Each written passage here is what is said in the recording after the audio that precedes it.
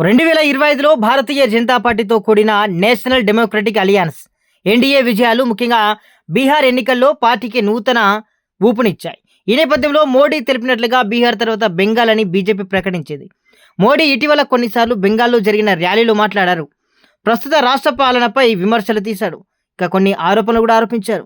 కరువు పాలన, అవినీతులు, ఉత్తర పశ్చిమ పరిశ్రమల మాంద్యం, ఉద్యోగాల లేమి, మహిళల భద్రత, పోరాట తుఫాన్లు ఇవి బెంగాల్లో ప్రజలను బాధిస్తున్నాయని కూడా మోడీ స్పష్టం చేశారు.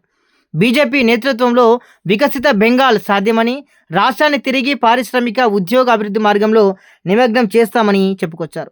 ఇక బెంగాల్ ప్రజల సంస్కృతి, భాష, స్థానిక గుర్తింపును బీజేపీ గౌరవిస్తుందని, బీజేపీ వల్లే బెంగాల్ గర్వంకి పరిరక్షణ వస్తుందని కూడా వారు పేర్కొన్నారు.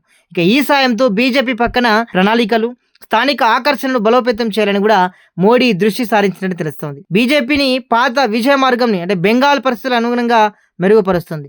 మోడీ కేంద్ర నాయకత్వం బెంగాల్లో బరిలోకి దిగడం ఇది బీజేపీ యొక్క ఆల్అవుట్ అసాల్ట్ అని కూడా పరిగణించవచ్చు.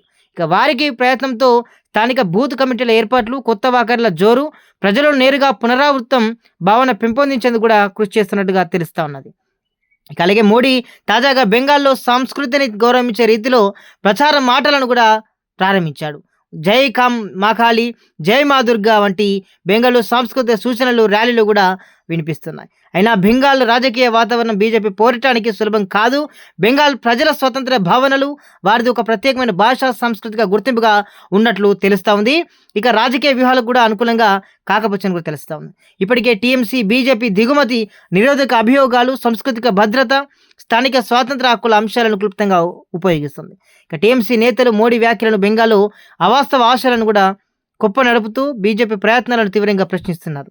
మరి మోడీ చెప్పిన అభివృద్ధి, భద్రతా వాగ్దానాలపై ప్రజలకు గల నమ్మకం, మరి బీజేపీ పైన ఒక అవుట్ సైడర్, కేంద్రం ఆధీన రాజ్యమైన భయం, ఇవన్నీ బీజేపీ విజయాన్ని సులభం చేయకపోవచ్చని కూడా విశ్లేషకులు అభిప్రాయపడుతున్నారు.